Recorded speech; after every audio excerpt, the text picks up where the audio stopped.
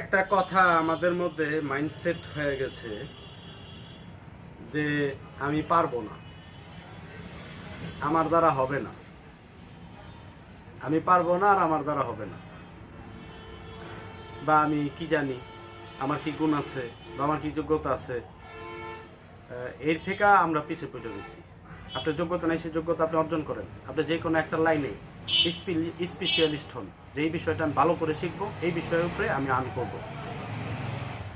আরেকটা বিষয় হইল, আমরা যে বুঝছি যে পামু না, আমার টাকা নাই, আমার যতটুক টাকা আছে অতটুক টাকার মধ্যে আমার যতটুক মেধা আছে বা আমি যতটুক বিদ্যা আছে, এর মধ্যে আমি মানুষকে সেবা দেওয়ার জন্য আমার আগে মাইন্ডকে সেট করতে হবে যে আমি পারবো, আমি একটা কিছু করব।